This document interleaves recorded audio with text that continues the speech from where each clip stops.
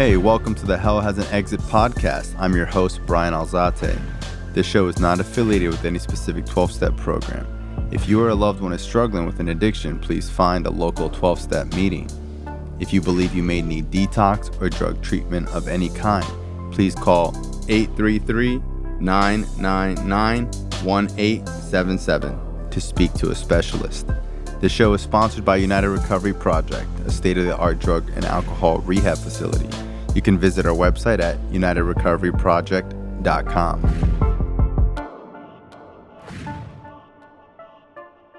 Hey, welcome to Hell Has an Exit. I'm your host, Bryan Alzate, and today I have Marco M on the show. So you're actually a listener.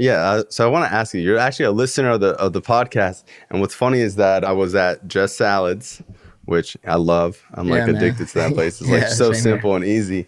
And I remember I was like working on my computer and you just came over to me. You're like, yo, I'm sorry, bro, but like I listened to the podcast. Yeah. Remember like I hit up your Instagram and like you started a podcast too. Right. So how did you find the podcast? How long have you been listening to it for? I've been listening to you for about 8 months, bro. Wow. Yeah, and it just came up on my shit. Like, it came up on my TikTok feed. Or something? It came up on the gram. On Instagram? Yeah. Oh, that's cool. Yeah, and then I was like, well, I got to check this out. A couple of my boys in the 12-step program that I go to, like, they knew about it as well, too. So, yeah. So that's cool, man. Yeah, we talk about it, and then I was like, oh, fuck, man. It's pretty popular, you know? No, it's very popular. Thank you. Yeah, it's very popular, and it's deep. It's deep content, man. It like if you really like listen to some of the episodes, which I have, you can extrapolate shit that helps you, that helps me in my recovery. I appreciate that. And like my whole role of the show is to just be a guest finder. So like I don't like the show really being about me. Like sometimes I'll like interject when people speak, but I think there's so many good stories out there, so many amazing stories from everyday people just walking around. Right. Just working regular 9 to 5s. You have no idea what this person has been through, how amazing they are. And like in recovery, we got like real superstars. Like, bro, there are people in recovery that have helped thousands of people that are like pillars in the community. Yeah. Or just someone like a couple of years clean could be somebody that like influences so many other people. Especially in South Florida, it's like an endless sea of like people in recovery. You know, it's like so normal. Like being in recovery here is like, you know, surfing in California, you know, it's just like, there's like a community of us. There's so much bad about addiction out in the internet, like all the fentanyl overdoses and stuff. Right. So this is my way to kind of display all the success stories. Like I just went to a wedding, shout out to my boy, Brandon and Elise. And I think there was probably like 60 people there. Everyone there was in recovery and has known him since he's been clean. The kid's got over 10 years clean. His girl's got over 10 years clean. So you got to imagine there's 60 people in that room with over 10 years clean that's seen him get together. And it's like, how often do you see a love story? Well, we see it all the time, but like for more normal people, it's like, oh, we met, we were both in halfway. We didn't hook up for 6 months because we wanted to focus on our recovery. And like, you didn't have a car. And then like a year later, we're still dating and like, we got a car and my friend started a business and like today he's like a successful businessman, you know, and he's like a good dude, you know, so people can fucking change their life, bro. Like, and like down here in South Florida, it's kind of like what I've came across is that like you bump into somebody and they'll know somebody else. Oh, you know him. Oh, by the way. Yeah. And then you hit him up. I just ran into this dude. Oh shit, man. Tell him what's up. Blah, blah, blah. Like, it's something that sticks with you, man, and you just keep going. You keep going. Like, you keep wanting to have that interaction with other people that are in recovery because it helps you. Like, you go through some shit, you text somebody, blah, blah, blah, and they'll text you back, and they'll be like, yeah, I was going through that a couple weeks ago. Yo, I did this. Try this out. Bam. It worked, and yeah, man. So I feel you. But yeah, getting back to what you said, 8 months. I've been listening for about 8 months, bro. That's cool. Yeah. That's so sick. And then when did you start your podcast? 3 months ago. Yeah. Wow, that's cool.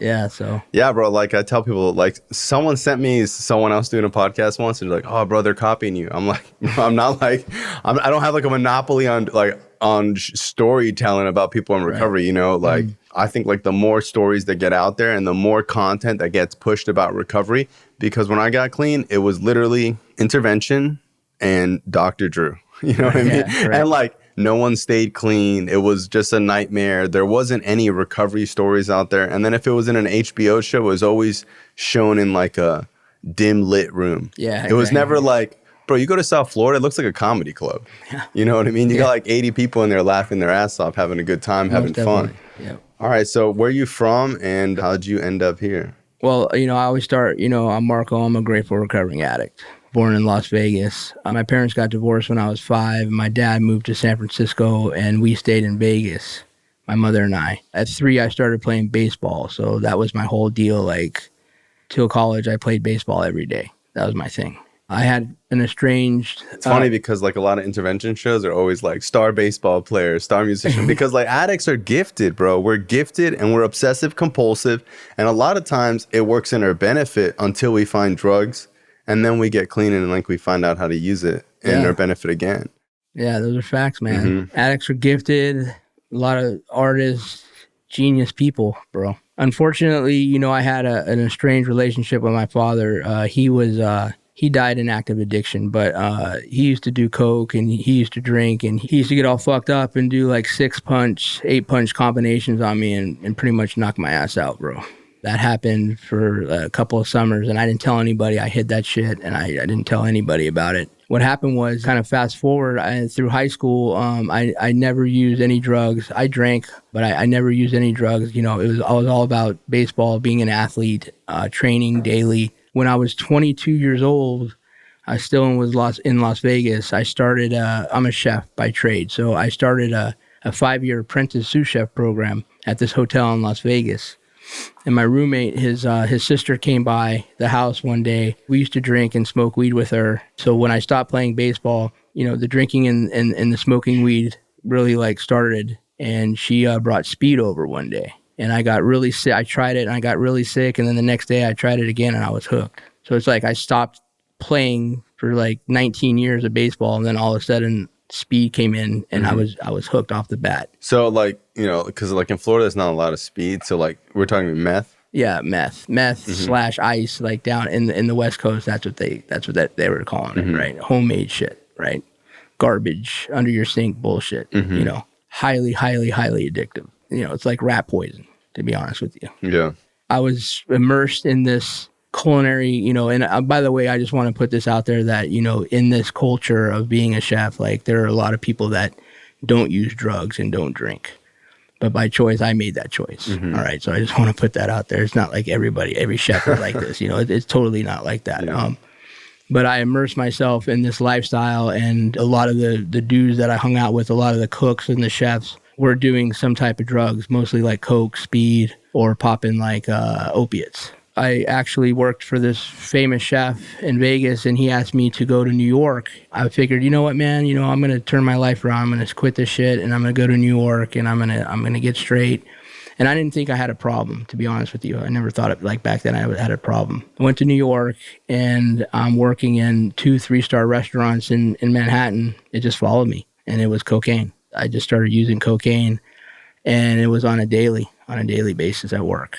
In that time, this is like... That's so crazy to me because it's like cocaine is one of those drugs that like you need it so rapidly. So to do it at work is pretty crazy. Yeah. And, I'm not going to put any names out there or people, places or things or anything like that, bro. But it was accepted there. It was like heavy hitters, celebrity chefs, like, like it was part of the deal. Like they knew we were doing it in the walk-in. Like some of them were fucked up as well too. So you're working 12, 14 hours a day, 6 days a week. You get off in the restaurant, and some people don't know like what the life is like when you're at a restaurant getting this beautiful food, but in the back in the trenches, like it's fucked up, man. Like these men and women are working 12, 14 hours a day. And when you're done, like when that last dessert goes out in the dining room, what they usually do is like the front of the house, the manager will come back to the kitchen and give you a shift drink. So it's like 1 o'clock in the morning and you got a beer. Well, our day is done like at 1 in the morning, not like a normal 9 to 5, right? So what do? Like when we're done at 1, we don't like just go home and go to sleep, man. You just keep fucking balling. And that's what I did. And I kept going. And like, and you guys make good money, right? No, we made shit money. Oh, really? Yeah, bro. We made shit money, man. The top dogs, like, they made the cream. Gotcha. Yeah, no, we made shit money, man. We like, when I moved to New York, I lived in Hoboken, New Jersey, in a 700 square foot, 1-bedroom spot with this other dude. But anyway, so I'm hooked. I'm doing coke daily. It's just part of the culture. And I never really thought I had a problem until What happened was I met my wife. She's 7 years younger than me. So when I was 26, I met her in New York in the city. She was 19. She's clean. She doesn't do drugs. She never did anything like that at all. So I met her and we actually hooked up and we opened a restaurant in Brooklyn, New York, our own spot. Wow. You know, that fucking disease followed me, man. I remember one night in the restaurant, I went to, use the bathroom during service, you call it, like, when people are in the dining room. I remember looking in the mirror, I was doing coke, and I said to myself, man, I'm going to do this for the rest of my life. And, like, I'll always remember that shit, man. It was just like... Did you have periods of stopping before that? No, I didn't. Man. I used for 19 years straight. In the last 6 years, I went on a 6-year run. It progressively got worse. We had kids. We have a 21-year-old and a 16-year-old, shout out to Camille and Quinn. Just to let everybody know what the disease is for me, this is my story. I'm conniving, I'm an actor, I'm a schemer, man. She didn't know for 13 years that I was doing cocaine. She had no fucking idea, bro. Wow. And we're working together, living together, and have kids together. And she had no idea. She had no fucking clue. She'll tell the story like... She thought you had bad sinuses? Yeah, dude. She's like, oh, he has sleep apnea, he has sleep problems, and he's just fucking a little crazy. You know what I'm saying? Like, he has mood disorder. Like, he's up and down. Yeah, but she didn't know. And, but she wasn't a part of that life. Like, she didn't grow up. Like, she had a great childhood. Some people are, like, really naive. Exactly, yeah, But to her credit, man, she stuck it through. So what happened was we moved to South Florida from New York a little over 7 years ago. It just got worse, man. The last 6 months of my 19-year using, I was mixing coke with speed and ice. And I might have slept, to be quite honest with you, I might have slept maybe like 2 months out of those 6 months. And at one point, 2 weeks before I went to rehab, I didn't know I was going to rehab. I decided the only way I thought to myself, man, I can't do this anymore. I never was arrested, thank God. I never went to jail. I never overdosed. There wasn't really fentanyl. I'm 49, so there wasn't really like fentanyl back then. And I said, you know what, man, I'm going to drive my fucking car in the SunPass station and kill myself. That was the plan. That's how I'm gonna stop this shit. I'm tired of this. I was just tired of this. It's a fucking lifestyle, bro. Like to use every day is like, it's a job in itself. Yeah, it's like being in the military with like a drill sergeant and like you just have to. It's crazy. And and I'm not gonna sit here and say, well, it was because of the I made the choice. No one put a fucking gun in my head, man. I did it.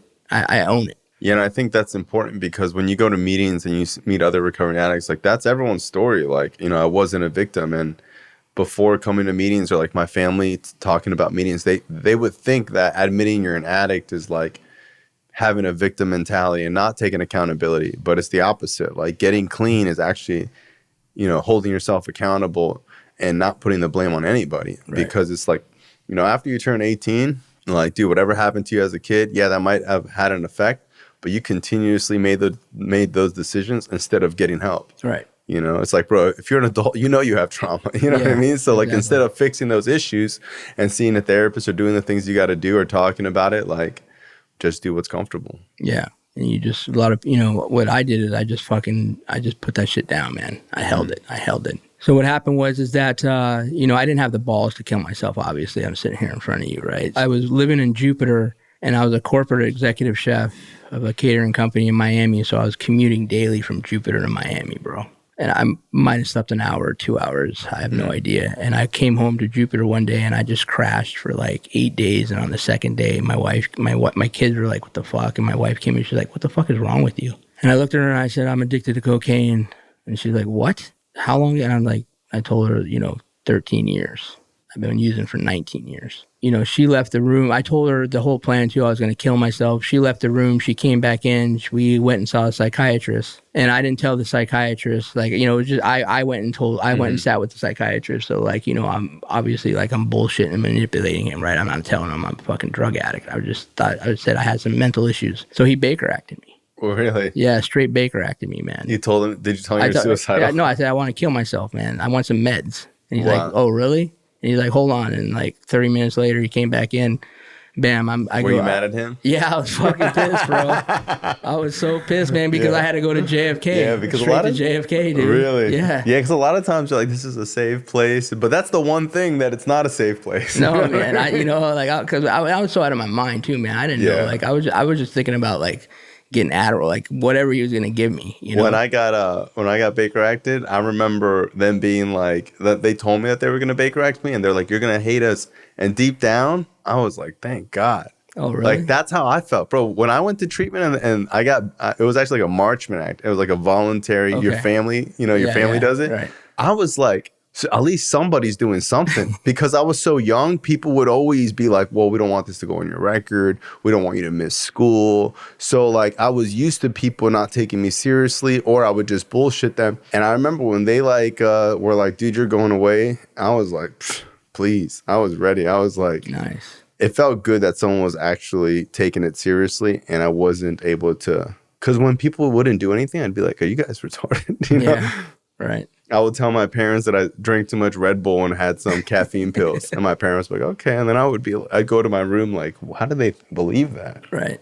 So I had a bag of shit on me. Wait, so you were in Florida? Yeah, South Florida. Yeah. So why we moved from New York to South Florida. Okay, but why'd you say you have to go to JFK? JFK Hospital. Oh, there's a JFK Hospital. Yeah, there's a JFK Hospital. Yeah. So I went to JFK and I had a bag of like the Coke with the speed and the ice all mixed in. Mm-hmm. And they go in there and you can either go to the ER, there's 2 cops, right? So I had to go, because the Baker Act, you have to go in front of these cops, sign on this paper and shit, right? And I was like, yo, I got to use the bathroom. And they're like, all right, cool. So I use the bathroom. I do the whole bag. I come out, I'm fucking just zooted, like insanely, like in the 2 guys, whatever these guys are, nurses or whatever, they came and they totally can see like I'm fucking flying. They just pin me down, shoot me up with some shit in my fucking arm, man. I wake up, I'm in a confined room with no windows, no chairs. There's no toilet seat on the toilet, nothing, man. With this other dude, and he's like in a straight jacket. So I'm in there for like 5 fucking days.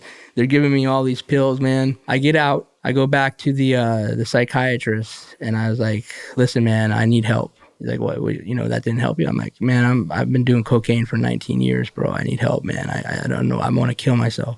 I go to treatment, my first and only treatment. Awesome. Thank God, so far, to the day, just for today, man. This is what happened to me in treatment that changed my life, dude. I'm in treatment at this facility, and we're outside, and all the cokeheads and the crackheads are working out, dude, right? We're doing it like all day and shit. And we're working out, and all of a sudden, I could see this guy, like this African-American guy, man. He's like yoked.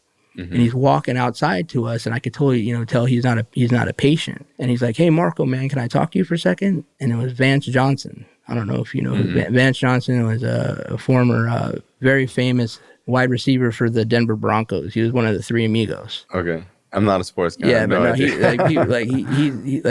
well known. He's well known, man. Well known. And so I only know him because I seen him on TV playing football. But you recognized him? I totally recognized him. Wow. But I didn't know how the fuck he knew my name. All right. Yeah. So I'm like, yo, bro. Like, he's like, no, man. And he was like, just very calm. Like, he had like this fucking aura, like this presence about him, dude. Mind you, I have no idea about his backstory. All right. He goes, let me, can we talk for a minute? And I'm like, sure. Yeah. So he sits me down and he goes, man, I heard you got a wife and you have a daughter and your son, he plays tennis, right? Like, how the fuck did you know that, man? And so when I actually went in the rehab and the intake, they take all your shit. The place I went to, they strip you down, they check your, all that shit. Yeah. And I asked for my phone back to see the picture of my family, and the dude was really mad cool. He's like, yo, who's that? We started talking and shit, and I told him all the whole deal. And he, like, I'm kind of older for people, like the rehab that I went into, just, for the listeners, had younger people. Yeah, they had younger people. So the dude that I was talking to, he like said, hey, Vance, man, this dude got like a whole family and shit. Maybe you need to talk to him.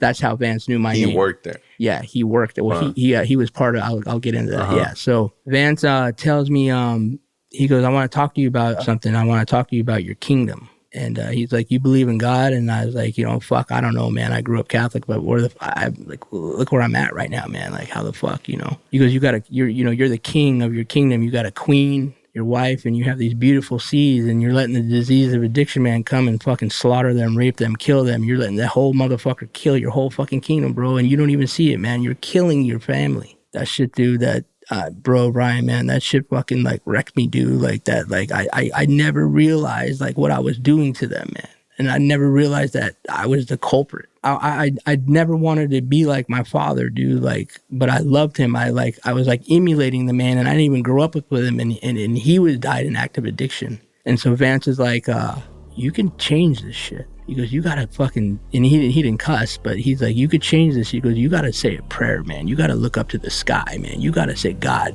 help me want this. When it comes to personal hygiene, who has time to read that long list of ingredients on the back of the bottle? If you're like me and you care about what goes on your body, then it's time to try Native personal care products like I did. Every Native product is thoughtfully formulated to keep you feeling and smelling fresh all day long. Native deodorant checks a lot of the boxes: 72-hour protection, naturally derived ingredients, and a smooth, residue-free application.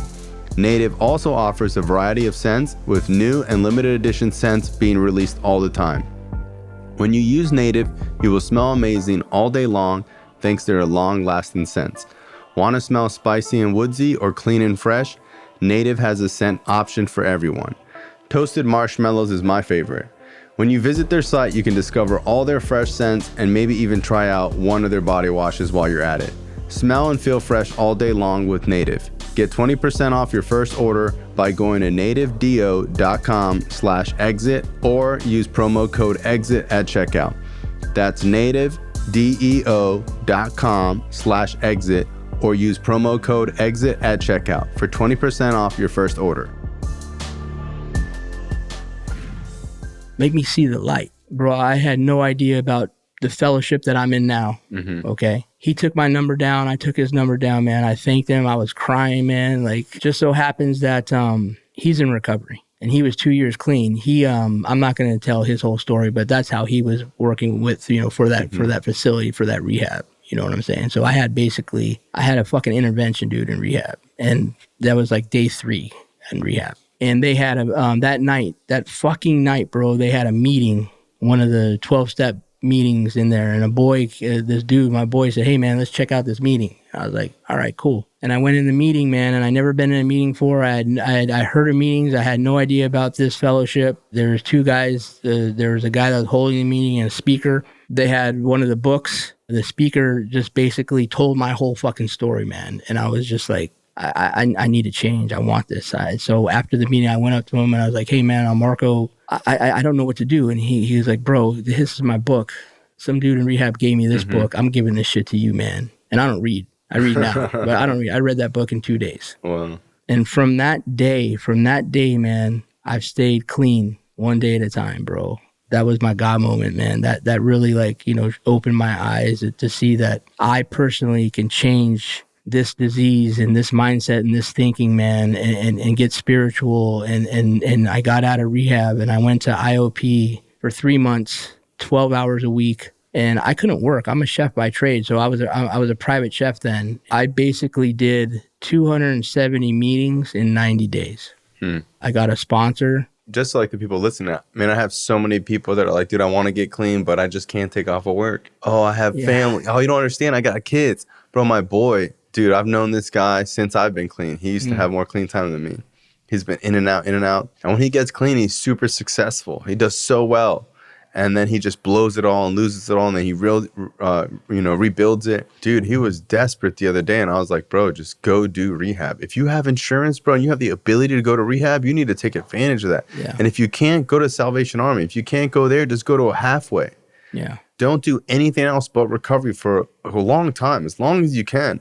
And he was like, I have kids, I have a family. What am I supposed to do? Just give up everything? I was like, bro, if you die, what does it matter, bro? And I was like, bro, your kids are young, bro. If your kids could talk, they would tell you, daddy, go to rehab, And it's so hard for people to see that because they just don't see, like they can't put down what they have for the possibility of getting more because they just want to hang on the bit that they have, Well, I mean, I agree, Brandon. I also think, that's the whole thing about how powerful the disease is, dude, and what it does to the mindset. Were you thinking like, I got to get back to work, Or were you in a point of surrender? When I got out of rehab? Yeah.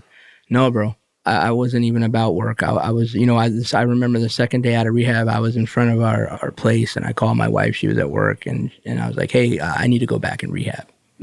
I need that fucking cocoon. Yeah. Because mind you, for me, man, I used for 19 fucking years. And so like... Even me, I got clean young, and it's like when I had 30, 40 days clean, I felt like I needed to go to more meetings. I felt so like my parents were talking about college and getting a job. And I was like, no, like I just need to live at these meetings. Yes. And I had like an awareness of the first step, that I knew that I had an allergy, and I knew that left to my own devices and unsupervised, I will use. Right. I knew that I didn't have a lot of defense against this. You know, as soon as someone walked out the door, I was like, I was like, I was not feeling good. And for the first time in my life, I was honest. I was like, man, like I need supervision. I need to be with these people. Yes. You know, and I think that is what really is the difference between people who stay clean and people who don't. It's the people that think that they kind of got it and they can do it a little bit and whatever. And it's like, for me, it's like, I was like, dude, I'll do whatever I need to do. And if other people need to go to a meeting today, I should go to 2. You know what I mean? Yeah. So it's like, I was like, maybe you guys could go to 3 meetings a week. Like I needed to go every single day. And I went every single day for years. Yeah. I totally agree with what you're saying, bro. And I'm acknowledging you. Like, for me, man, it was medicine. I just sat there for months and didn't say a fucking thing, bro. And just listen. And I just like compartmentalized shit, dude, that like motherfuckers would say that, you know, I was selfish. I would just latch on to like these dudes and what he's saying. He's got X amount of years and how do you get there? And in spiritual, that's how I found my sponsor. My sponsor, I went up to my sponsor. I heard him share like my first sponsor. And I heard him share like 6 times. And I just went up to him and I approached him and I talked to him. He was like, hey man, listen, you know, I want to tell you something. And the first thing he told me, I was like, what? He's like, every time you share, you say, I'm Marco, I'm a drug addict. I'm like, yeah, like, so what? He's like, man, why don't you say, Marco, I'm a grateful recovering addict. Like, change that. Change that whole, like, change the voice. Change what the disease, like, because it works for me, it works in so many different ways. Man. Yeah, I think language is the first way that we hardwire our brains. Things I say change the things that I think, create new grooves and possibilities for my mind. So, you know, I've read so many like psychology, self-help books and like in Atomic Habits, like this guy talks about how to change a habit. And he talks about how a lot of people try to change the behavior and then change the identity. So it's like, you don't identify as a good tennis player until you're a good tennis player. But he said that if you start identifying as a good tennis player, you'll become a good tennis player. And a lot of people don't do that. And I was like, man, that's why the 12 steps work. That's why the program works, because we start identifying as recovering addicts. Right. And we're no longer the drug addicted addict. And before recovery, I didn't identify with anything other than like someone who's not using. You know what I mean? You know, the program is ingenious. Right. And how it was set up 70 years ago, you know? It works if you really work it. If you put in like every ounce of energy that you use to drink or drug or whatever, man, like you got to put in more for your recovery on a daily, like, because it like for me, you know, coming up on hopefully 7 years soon, March 3rd. That's awesome. I think you told me that because I'm March 23rd. Yeah. That's cool. Yeah, man. It still shows up, the disease in various forms for me. And I'm still learning. I'm listening to you and I'm thinking like, you know, I need to call my sponsor. I haven't called my sponsor in a little bit. So it's like, this is what the program does. It's like you hear about, you get re-inspired to commit to what you're doing. Definitely. And it's just like anything else, bro. When you go to the gym, you meet people in the gym, they like inspire you to eat better or whatever. And it's like when you surround yourself with people with a common goal, we also have a common enemy. Right. You know what I mean? Yeah. So we identify with the common enemy, and it's like, that's what that guy's talking about. It's like, dude, that disease that you're buddy with is killing your family.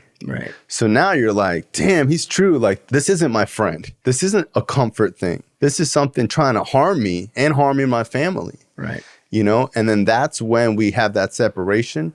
And I think that separation is what we do in step 1. And step 1 is the first time where someone can say, like, you aren't the disease, you have a disease. And now we're going to talk about what Bryan, like who real Bryan is. Yeah. It's Venom and Spider-Man. Like, you finally ripped that thing off you. Yeah. But from the beginning, you thought it gave you this power. And now you're like, no, this thing is using me. I'm not using it. Yeah. And then you keep it at bay. Yeah, the enemy is always using you, bro. Always. In different ways, shapes, or forms. That's what I've learned. I definitely feel like, to be quite honest with you, like, you know, that whole thing with the, you know, we have a common enemy. Going into those rooms, it's medicine for me. You know, like I'm very selective in the meetings I go to now. And there's like just a couple of guys that I surround myself with. You know, I speak to my sponsor on a daily, every day. So like on my iPhone, man, I have like the whole notes app, man, and we talk every morning, and I got pages of shit, dude, that he said. And one day, a year and a half ago, I was going through some shit, and he was like, you know what, man, like by all means necessary.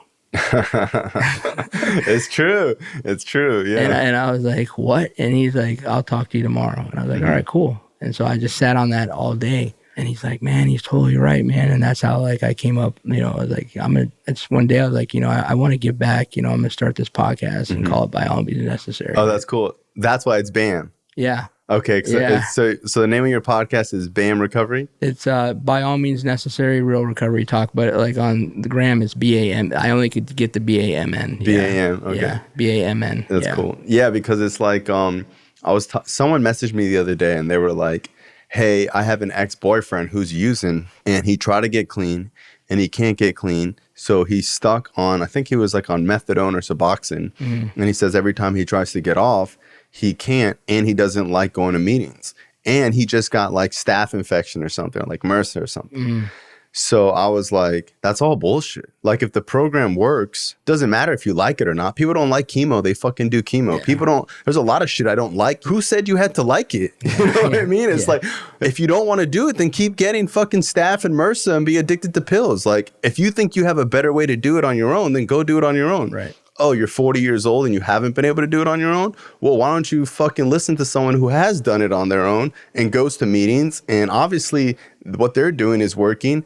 And she's like, well, he's in so much pain. And I was like, I don't want to hear it. I seen a lady give birth with no medicine on TikTok standing up. You know what I mean? Like, bro, there's people in other countries getting clean with no rehabs in a fucking 100-mile square radius. Yeah. There's somebody right now that's been using 10 times harder than he is, and he'll get clean with nothing now. He'll go to jail right now and get clean. So you need to like stop buying into his bullshit of like, poor me, pity me, because that's why he's calling you. Yeah. If you called him out on his bullshit, he stopped calling you. Exactly. You know, you're probably saying, oh, damn, that sounds horrible. Right. If that motherfucker called me, I'd be like, go to a meeting, bro. I don't want to hear that shit. And it's not that I'm trying to say that he's not in pain or he doesn't have a shitty situation. As addicts, someone needs to say, you put yourself there. Yeah, of course. You're the reason why you're like that. This wasn't an accident. Like recovery's not an accident and using's not an accident. So it's like your consistent bad decisions have led you to the life that you have, and consistent good decisions and following some direction from someone who has some experience, strength, and hope will change your life. And it doesn't matter if you like it or you don't like it or it's corny. You think I like my drug dealers? You know what I mean, bro? I want what they have. Yeah. So a lot of times I think people think too much about it. Like, just do it. Right. You know? Like, you don't have to know how sit-ups work. Just do sit-ups. You know what I mean? Like, you don't have... Like, no one likes sit-ups, you know? Like, no one likes a lot of the things we do. But when you look at the results of it, it's amazing. It's truly amazing, man. Your life is 10,000 times better, and it's like, not even comparable. It's like no, not even. I remember one of the main things that this guy said, Ray G. He was on the podcast when I first got clean. He was like, "Man, the way I used to live, if I saw a dog living that way, I'd call the Humane Society." So it's like, as addicts, we cling to this lifestyle that if another person walked by and saw it, they would fucking call the cops. You know, they would be like, Jesus Christ. But in our minds, we think that's all we can be. In our minds, we think that this is comfortable. Yeah. What would happen if I didn't use drugs, you know? Exactly. Well, you're going to detox for probably a month or two, and you're probably going to feel like not great for a while. But after that, it's going to feel like ecstasy. Yeah. You know, you'll get to a point where you just fucking eat a sandwich from the gas station and fucking tastes like filet mignon. You know, I remember the first time I ate food. Yeah. I remember the first time I like cracked open an energy drink and smoked a cigarette, like clean. It felt good to be clean. Yeah. It felt good to know that I wasn't in a prison anymore, you know, like true freedom.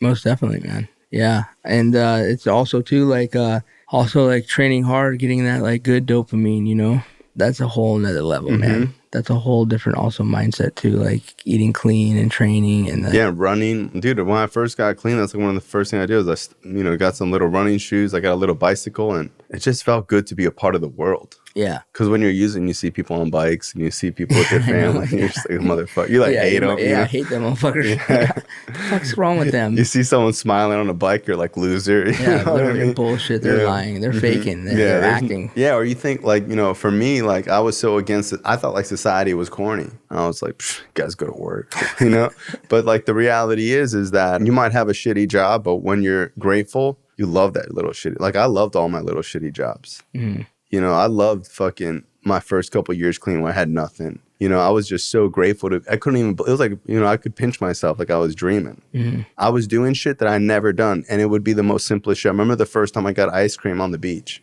Yeah. I didn't know the beach had fucking ice cream shops. You know what I mean? It's like, I never even ordered ice cream in years. It's just like, and if I did, it was like from the gas station I was fucked up or some shit. Like I never was like, and I couldn't enjoy simple things. Right. And when you get clean, it's like little things just are like, it's like being born again. Yeah, it's like you're a baby. You know? You're just smiling for nothing. And when you're in the rooms, you see people glowing. You know what I mean? Yeah, bro, definitely. When you see people with years clean, I could tell that they were ex-addicts just from their demeanor. Because I could tell like a square from like an ex-drug addict. They're different. Right. So when I would see like these ex-drug addicts smiling, bro, they look like they were glowing, Yeah, and they look like giants to me.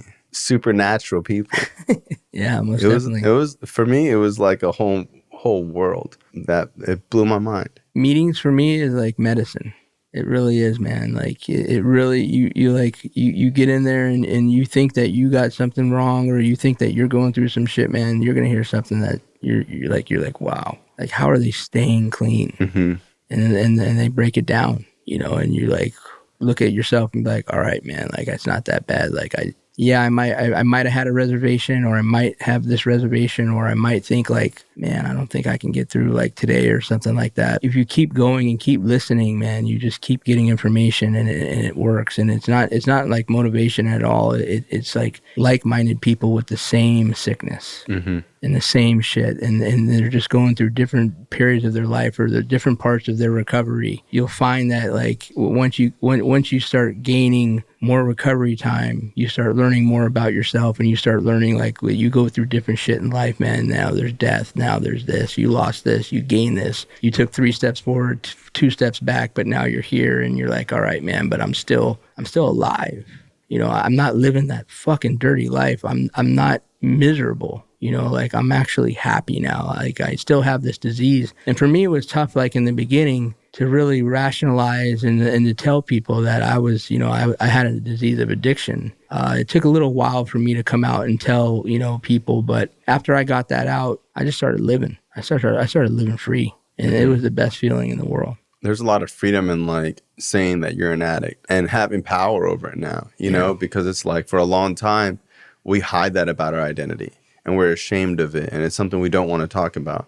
And it's like anything else that you can think, like any other disease. It's like you can't start addressing it until you self-diagnose yourself or someone diagnoses you. But it's like, this is the only disease that like it's in your mind that tells you don't have a disease. Right. So it's like, this is the only thing that like we battle on a daily basis. And people can't stop eating sugar, you know what I mean? Like people can't stop drinking coffee, Yeah. And those same people will point the finger and look at a drug addict, like, look at this crackhead, or look at this person, you know what I mean?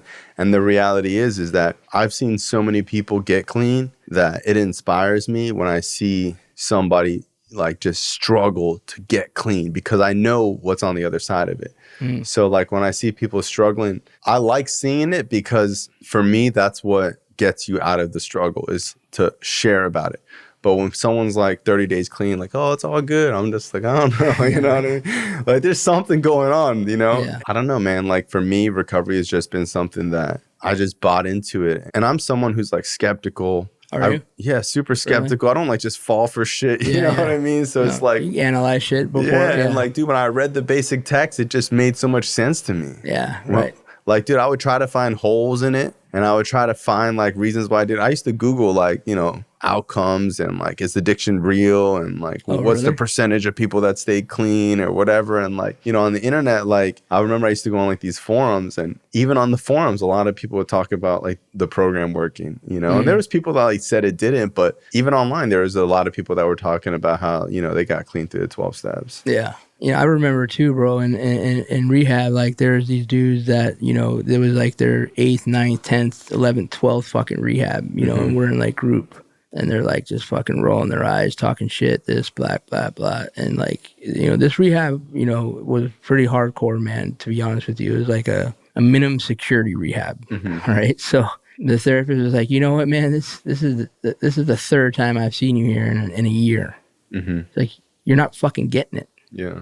And she wasn't like, like enabling them or anything like that. I was like, wow. Like if I think back now, and shit, in that whole experience, you could sit there and like, I remember sitting there and I was like, I don't want to fucking go here 8 more times, 7 more times. You know what I'm saying? Like, why? What is that going to do for me? Like, is this fake? Like, is just a money-making machine? Or like, but like, for me, like, it was like, having that whole experience, man, like I bought into it and it proves itself. Like, these dudes do this and they actually stay clean and they don't have to use drugs or rely on a substance to get you through that shit. Welcome to the Genesis House powered by the United Recovery Project. Located in sunny South Florida, we offer drug and alcohol addiction treatment, as well as a major focus on dual diagnosis. Our addiction therapy programs include behavioral therapy, 12-step facilitation, psychotherapy, life skills training, and more. At our facility, you can expect a low client-to-staff ratio, daily group therapy, weekly one-on-one therapy sessions, and luxury amenities such as volleyball, basketball, pool, chiropractor, personal trainer, yoga, massage therapy, and more. Contact the United Recovery Project today and let's create a better tomorrow. Yeah, when I would go to meetings and see people talking about I've been in and out for years, my first reaction would be, that's going to be me if I don't do the program. That's going to be me, because I used to have this idea of like, oh, that'll never happen to me. So many things have already happened to me that I thought would never happen to me. Okay. I remember going to court being like, I ain't never going to be back in here and I'll be back in court. I remember throwing away coke and being like, I'm done. And I would be back to doing coke. Yeah. I remember throwing away crack pipes and being like, I'm never going to do it again. So I had surrendered to the idea that to my own devices, I get back on the merry-go-round somehow, some way. Right. I don't know how, but I get in the car and people are doing drugs. Like I end up in the car with people doing drugs. Right. And I'll wake up that day with zero intentions on using, and I just end up in the bad neighborhoods. And so there's something about me and my personality that doesn't feel comfortable in my own skin that eventually I go back to using. So when I got clean and people would share how they're in and out, I had a lot of empathy for them, because I was like, that's going to be me if I don't get clean. So a lot of times when people get clean young, they don't stay clean because they have this idea of like, that's not going to be me. Yeah, I always wondered that, man. Like how, like, what it's like to be young and get no, for real. Like, like what it's like, how hard that shit must be, dude. Yeah, I mean, it seems hard, but at the same time, I also didn't have a family or kids, so it's like a double-edged sword. It's like, yeah, it's hard because a lot of people your age are, partying and they haven't even started using. But at the same time, I also didn't have a lot of responsibilities where I could go to 3 meetings a week. Right. I could sit on my ass and do step work all day long. I used to I did most of my step work in high school, so it's really? Like, I remember like the teacher would be talking, I'd be like, step 1, So it's like I did, I think like steps 1 through 7 in high school, because it's like in high school, you have so much free time where it's like, you're done with your schoolwork, you're just sitting there. So I would do it in lunch, I would do it in school. And it's like, a lot of people that have busy lives already and have a whole life, it's really hard for them to sit down and set aside time to sit down and read and write. But in school, you have some, like, I used to read a lot in school too, because you have so much downtime. There are a lot of pros and cons to it too, because it's like, you also see the upside of it where you're like, man, what if I did get clean this young? Because everyone who got clean young, they're not regretting it. You know what I mean? So it's like, I didn't see anybody regretting getting clean young. Right. If anything, I saw a lot of envy from older people. Sure. That were like, dude, if I would have just got clean young. Yeah, I hear that a lot. And my drug use was so severe that I didn't have issues whether or not I was an addict. So a lot of young people, if their drug use isn't like crack and heroin yet, they might not feel like they belong. But as soon as I went to my first meeting, I was relating. I was laughing. Yeah. I was like, holy shit, like, this is where I'm going to end up, and this is where I need to be, you know? Maybe not every young person feels that way. And I get a lot of people, like young people come up to me who are like, you know, I just don't know if I'm really an addict. Yeah. And I always tell people that it's not about whether or not you're an addict. It's whether or not you want to be in recovery. Because you're always going to convince yourself you're not an addict. But if you look at it the other way, do you want to be in recovery? Okay, well, what does that mean? That means you have a sponsor, you go to meetings, you work steps, and you do service. Yeah. So if you do those 4 things, you're in recovery. It don't matter. It don't matter about nothing else, you know? Yeah. I wasn't shy. So when I got clean, I wasn't like one of these young people that like didn't want to share or was like scared to meet people. I was like abrasive. Really? I was like, yo, what's up, bro? Help me. You know, like I seen you pull up, like, you got years clean. Like, I have a question about this. Or I would go up to, you know, people with clean time and be like, this doesn't make any sense to me. Because I remember I went up to this guy. They used to call him Basic Text Jeff.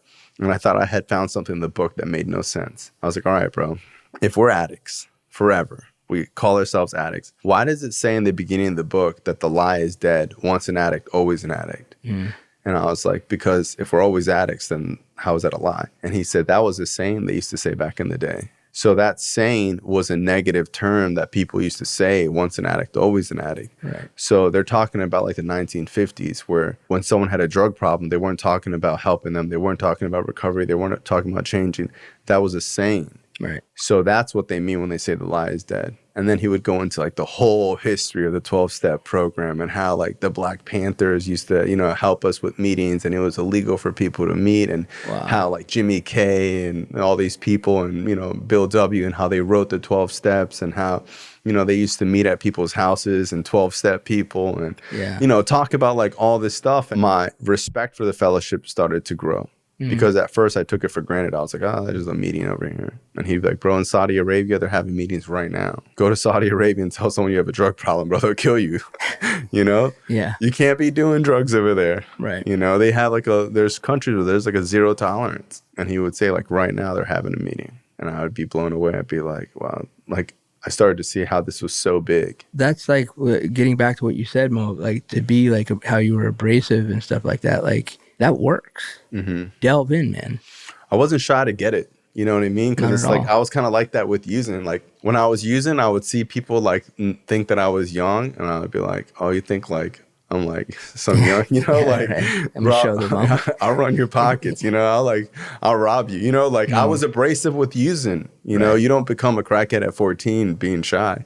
At 14? I was smoking crack at 14. Wow, man. Yeah. So it's like, and before that I was doing coke, and it's like, when I tell people I was doing drugs young, they have like oh wow, that's sad. I was like conniving, manipulating kid. I wasn't like a sweet, innocent kid who like some older guy gave me drugs and like abused me or something. Like, bro, I had people come into my house, and my sister used to pop out and be like, leave my brother alone, stop giving him drugs. And they'd be like, yo, he's selling us drugs, you know? I was about using, you know what I mean? Yeah. I was robbing people. I was ripping people off. I would get other kids turned on to drugs. I'd build up their trust. You know, if you were trying to buy a pound of weed, I would just take your money because like wasn't even interested in weed, you know, like, and I don't say that to act like I was cool, because deep down inside, I was just an insecure kid. I was so insecure. I was uncomfortable at my age. I was uncomfortable in my body. I hated myself. And I just grew up in this mindset that like, you need to run over people, they'll run over you. And when people used to try to take advantage of me, of like, you know, it happened a couple of times where someone would find out that I was younger, and they'd be like, oh, we're just going to rip this kid off, or we're going to sell him fake shit or something. Yeah. So like after that happened like twice, I was like, oh, okay, like I ain't going to be nice to anybody. So even though I was really young, I wasn't like a sweet kid that was on drugs. You know, like I was mean and conniving and I was a dirtbag, you know? You were about that life. Yeah, and it's like I wasn't tough, but I also wasn't scared.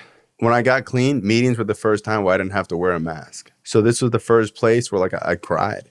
Yeah. You know, this is the first time I would go to meetings, I would raise my hand and I would cry and say, I feel like using, I don't feel safe, and like I don't want to go home. And people would be like, we're going to IHOP after, you know, and you hang out at IHOP and fellowship and hang out. And this is the first time like I really embraced hugging, saying I love you to people, you know? Yeah. Everything in NA blew me away, in recovery, like blew me away. Yeah. You know, like the answers were so simple. I remember I called my sponsor once and I had like 6 months clean. And I was like, you know, my family doesn't say I love you. And he's like, okay. And I'm like, it's just like, you know, we're not that type of family. You know, the other day my sister called me and she said, I love you. And I said, I love you too. And she said, I wasn't talking to you. I was talking to like her boyfriend or something. And she didn't mean it in a bad way, but like it made me feel a type of way. And my sponsor was like, why don't you just say it? And I was like, what do you mean? He's like, why don't you just say it? Just start saying it. I was like, oh, okay. You know what I mean? Yeah. And like the answer's that simple, you know? And like now, me and all my family say it. Before I hang up the phone, like I try to say I love you before every phone call, you know? And they say it back to you. I don't even think about it. Now they do, but there was a time when they wouldn't. I understand. You know what I mean? But like I wasn't fishing for it. Right. I was just saying it. Yeah. It opens doors, man. Like the simplest little things that you hear, like especially like for me from my sponsor, simple things. Yeah. Like just simple. Like they're gurus. Yeah, no, for real. They are. The motherfuckers are, man. They are because they were taught like my sponsor, he tells me that his sponsor celebrated 37 years clean and his sponsor is named Barefoot John.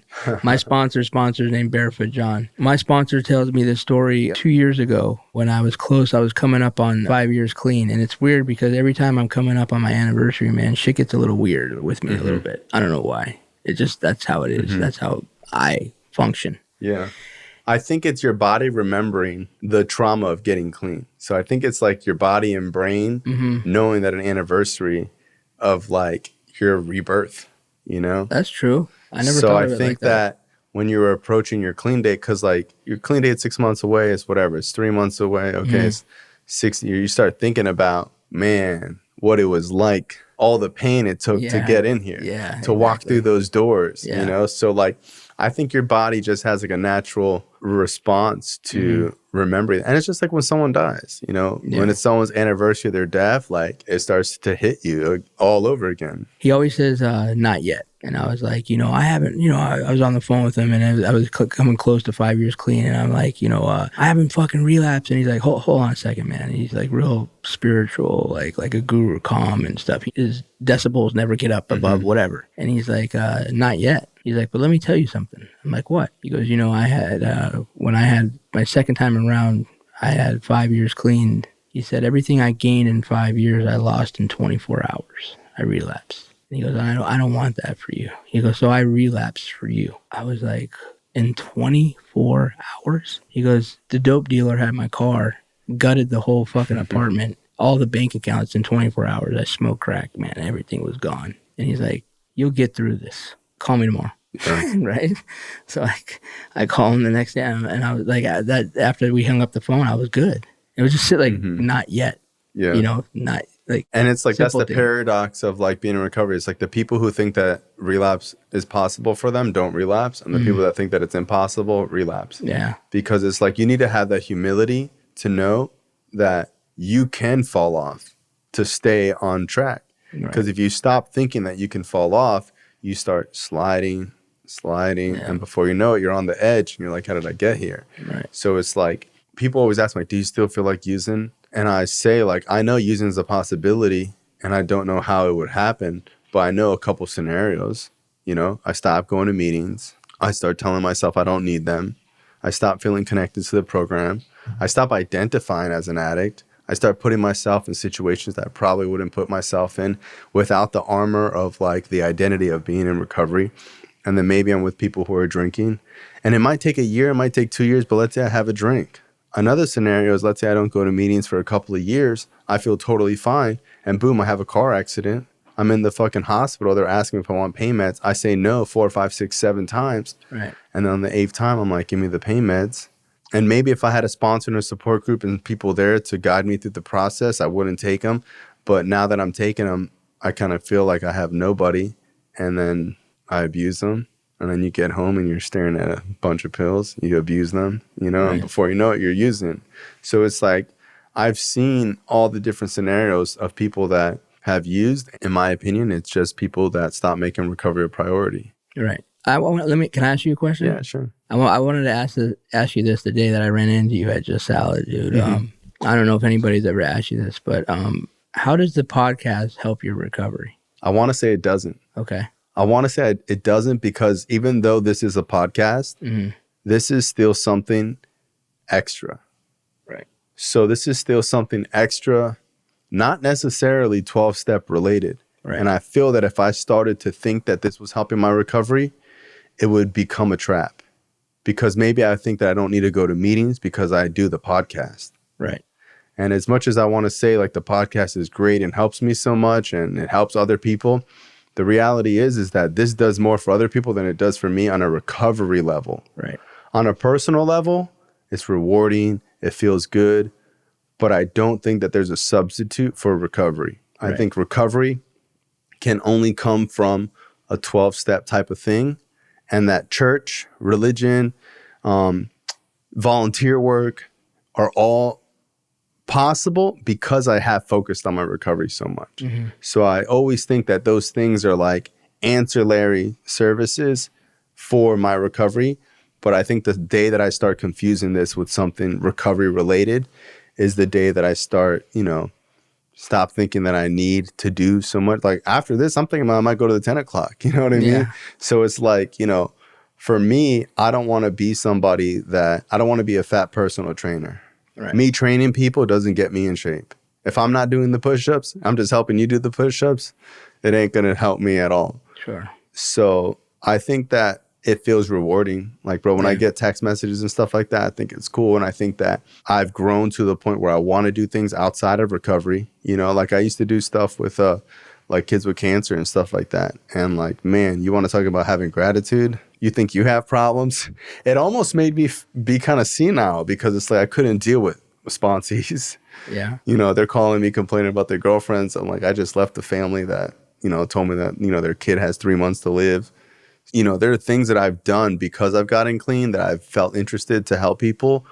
I try to keep that separation pretty strong. Even work. Right. I own and operate a drug rehab. My dad always thinks like, that must help you so much. And I'm like, it doesn't. I don't care if you make $1 from it. If you make $1 from it, it is not recovery. Right. Even if it's free and you're helping people, it's not really a recovery thing. Mm. Oh, I get you. Yeah. That's cool. Appreciate that. That's just what I need to tell myself because I can be on like some ego shit of like, yeah, help all these people, whatever. But I think that could be counteractive to what I want to do in my personal recovery, Yeah. When I work with my sponsees, man, there's nothing like that. Taking a man through the 12 steps, I don't care how many podcasts I do, there is nothing compared to that. It's like watching somebody who couldn't walk climb Mount Everest. Sure. It's like, man, I have sponsees that have gone from 0 to 100 in their life. You see them, they don't even have a fucking bank account. They don't even have fucking social skills. They can't even hold a fork. They're fucking so fucked up. Yeah. And then a couple months later, they got like a little job. A couple months later, they got a little car. A year later, they got like a little girlfriend. A year later, they got like a little apartment. And they're happy. And for a year, they're calling you, telling you how miserable they are. And it's like, man, when you see someone do that, talking about, I just want to love people. I just want to be a good person. Or seeing someone go through a relationship and walking them on how to end it like a man and not be like, fuck that bitch. Yeah. You know what I mean? Yeah. Like things that as a kid I was taught. I was misinformed by a lot of people. And like when I see stuff like that on a personal level in recovery, that's actually like a recovery thing. Yeah. That's not recorded. You know what I mean? Yeah. Because like as much as I want to say this is recovery, like we're creating content. When you do something when no one knows about it. Yeah, in the dark. It's in the different, shadow. man. Yeah, it's different, course, you know? Yeah, and just you and that other individual know exactly like what you went through. What and you I couldn't about. even explain it in words. No. I couldn't even capture it on, like you couldn't even capture it. No, it's like that's how beautiful it is. Looking in the motherfucker's eyes and he can see you now. Yeah. Mm-hmm. You know what I'm saying? It's like how people talk about childbirth. Like, dude, you could show me a video of your child being born and it would be nothing to what it was like when you were there. Yeah. You know? Yeah, that's true. Only you know what that feeling. You don't. I don't have that connection. You do. Right. You have the connection with your wife and your child, and you saw her get pregnant. You saw her with the morning sickness, and you saw that whole thing. So it's like you can't give that to anybody. No, not at all, man. But it's so rewarding. It really is, man. It's so rewarding to see like the growth. Mm-hmm. The growth of an individual, like coming like the depths of fucking hell, dude. Coming like where they came from, where we come from, like every story, everyone has their own individual. And it never gets old. No. It's not like, I'm like, oh, cool. Like every time it's like so amazing. Like I write my goals every day and like I write them in first person. And like the main thing I do is that I write like my purpose in life is to give. Because my whole life I was so sad and miserable. And it's because all I was focusing on what I was going to get. So I try to focus on like what I can give in a scenario. And that helps me out at work. And when there's scenarios at work, I'm always like, what can I give in this situation? You know? So it's like recovery has changed my personality. You know, like we talked about in the 12 step, like a profound personality change. Like my personality has changed. I'm no longer like a bitter, angry, conniving human. Right. I can be. Yeah. You know, there's times where I resort to that. There's times where someone tries me and I'm just like, bro, this ain't the only Bryan, you know? Like, you know, there's still like that person, but like they're in the back seat now. Yeah. You know? Yeah. Tell me about your podcast. Because I've seen you have like some pretty like famous people on there. You're like a pro fighter on there? Yeah, he's a really good friend of mine. Oh, that's cool. Yeah, Jared Gordon. Okay, cool. Yeah. One day, I'm fortunate enough to be a private chef, and I was in Longport, New Jersey at my client's house, and I was just looking out at the water. Something came inside me, man. There's a lot of people that are struggling that are like at their houses or they don't have means and ways to like get to meetings or stuff like that. I wanted to really, you know, have people relate to me. So I started with like my story. I talked about like drugs in the kitchen, and I just did my first episode. My first guest was actually my wife. She's not in recovery, but her side of the story. Oh, that's cool. Because that's huge. They go through their own trauma. And just this past Saturday, my 21-year-old daughter, Camille, and my 16-year-old son, Quinn, we did an episode with them. In reality, basically, to be honest with you, it's a lot of people, the majority of the people that I know that I met or I run into, or it might be somebody that knows somebody. I just ask them about, like, also, too, like, with people that are in recovery that come in, if they had any trauma that they want to talk about, you know, and I always talk to them before. And to see if it's relatable and if they want to open up about that. Because I basically, after I got clean, I told my sponsor about what happened with my dad and about the beatings. And that's what I got through recovery. And I realized that I was able to get clean. When I got clean, I was able to forgive my father because I didn't realize that he was an addict. And I have no idea if he ever tried to get clean or go to meetings or get sober or anything. And you don't know what happened with him in his childhood. I don't. And his dad was an addict. So you're exactly right. I have no idea. So that's the whole premise of it. Just trying to let you know, have people come in and after every episode, like we'll finish and I'll ask the guest, like, you know, how do you feel? I swear to God, everyone says this was fucking rewarding. When, you know, can I come back? Or like, this is like, you know, they'll text me and when's the episode coming out or this, that. And then a friend of mine came on and his brother actually watched. So the guest, his brother watched his episode on YouTube and now they're like best friends, dude. Oh, that's cool. Yeah, and it's like for me with the podcast, I've done so many people that I've known for years. And when they speak at meetings, you only get like so much time. Sure. So you don't really know everything. Right. And it's like there's people that I've known for 14 years. I'm like, man, I never knew that about your story. And they're like, yeah, I don't really share it. Or there's things that like, you know, they don't want to share at the meeting. It's controversial. Some like, well, you know, like a religious upbringing or like some type of trauma.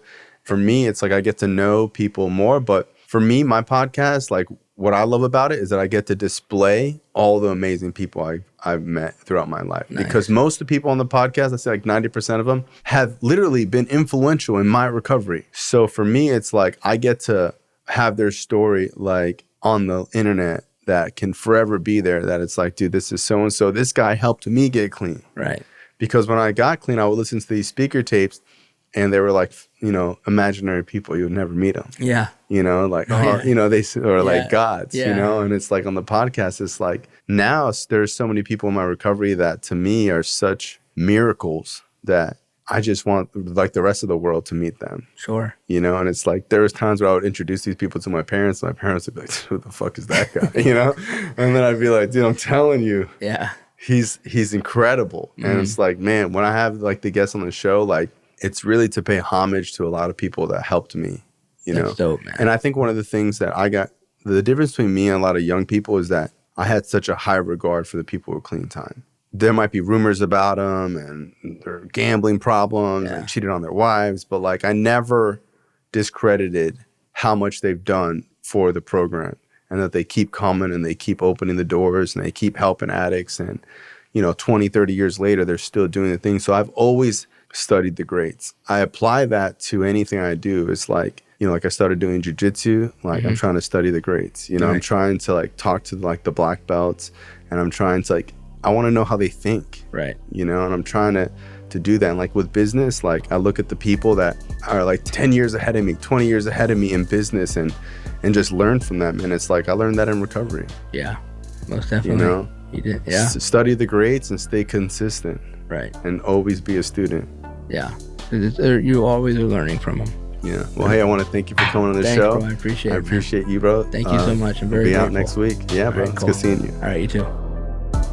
This show is not affiliated with any specific 12-step program. If you or a loved one is struggling with an addiction, please find a local 12-step meeting.